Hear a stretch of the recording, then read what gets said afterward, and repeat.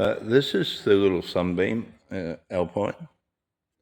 So, as you know, I'm putting a 3.7 litre engine out of a V6 Mustang, or it's in Australia, it's in a CX9 Mazda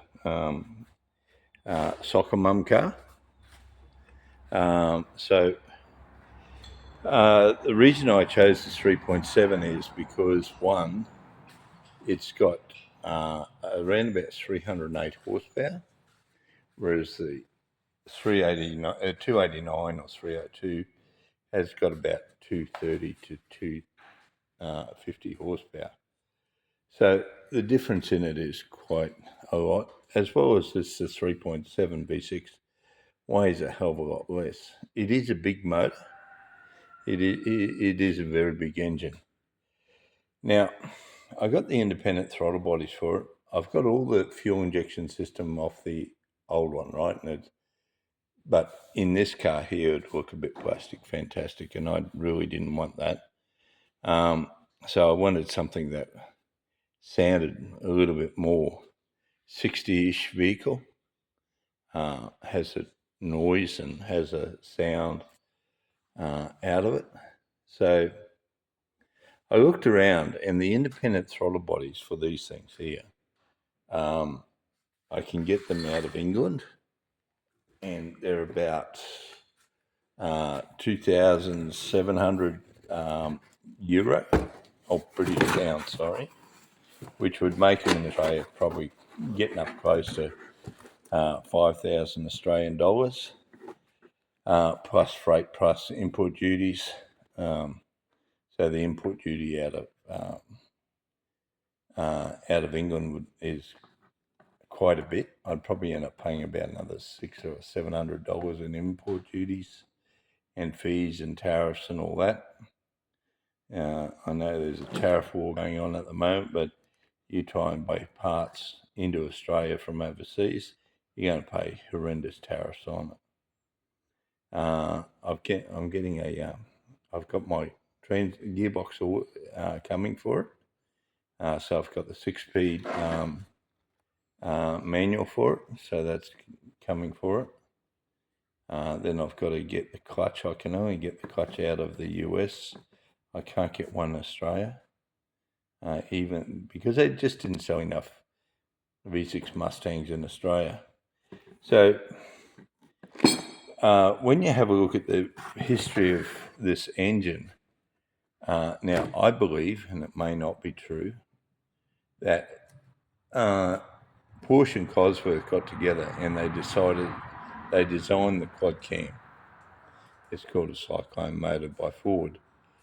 And I had a look at the manifolds and that off the Porsche and off the V6 Ford engine, and it's not that much difference. For instance, if I put it there, the two center bolts here are very close. So that bolt and that bolt there are very close to being identical. The only thing is that the outer part of the manifolds are further away, and they need to be cut here and pulled together. So that's what needs to happen with that, and welded back up. So the only thing with doing that is this beautiful fuel rail that came with the kit. Won't be able to be used, but I do have the original fuel rail off this car. So the spacings of the injectors is going to be exactly identical.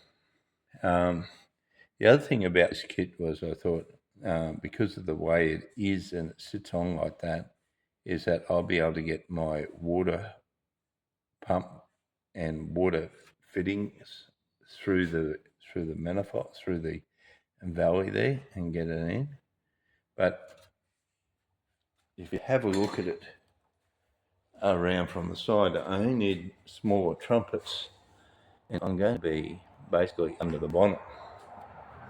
So that's going to be pretty good.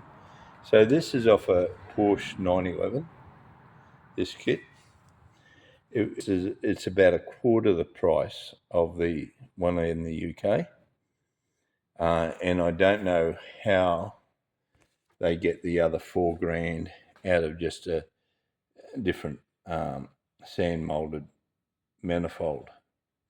Manifold. I just can't see where they got there's that money in that. So maybe it's based on that. They probably think they wouldn't sell many of them. But I imagine if they put that they do sell the kit for them, but I don't know how they priced it because it's just a ridiculous price. With this one here, the original injectors go in here, so they have no problem going in there. That'll just slip straight in there. So the original injectors from this will go in there. It does come with all the linkages and all the fittings. It does come with 2 fuel rails, so we can use a mechanical setup. It does come with everything that I need. It's got spacers and everything in there. It's got all the linkages and everything that I need for it. So that's not a problem doing with that. And this kit here is from OBX Racing Sports. So if you're a little bit handy with welding a little bit of aluminium and you're not scared of taking a little bit of time to do it, or you might have a fabricator who might be able to help you, I think it's going to fit all right. Time will tell. But with smaller trumpets on, I think I have no problem getting in under the bonnet, which will be good. And I think eventually the final product of this car will be it will be a good car. You can see that I've got heaps of clearance down here to put the transmission in, so everything's there. I've got a rack and pinion front cross member, same as the Tigers have, that goes on the front. So that's no problem. This here used to have a V8 in it, so it did have a lot of modifications to it. But I think it's going to look grouse in there once we tidy up the wiring and all the bits and pieces and take some of the plastic fantastic crap out of there and make it look a little bit respectable. Maybe put some stripy covers over the top of the manifold of the rock covers. Clean them up. So tell us what you think in the comments below. Is this too big a job for you? Is it something you would do? Would you just go and spend the money and go out and just buy the right gear for it, even though it's $4,000? For us, $4,000 Australian more, which is a lot of money. It takes a long time to work for $4,000. Like that's 4 weeks work over here. It's not going to take me 4 weeks to weld the manifold up. So tell us what you think. I'm happy to hear your thoughts and comments, and if you like what we're doing and what I'm attempting to do here, I like and follow along. Thank you.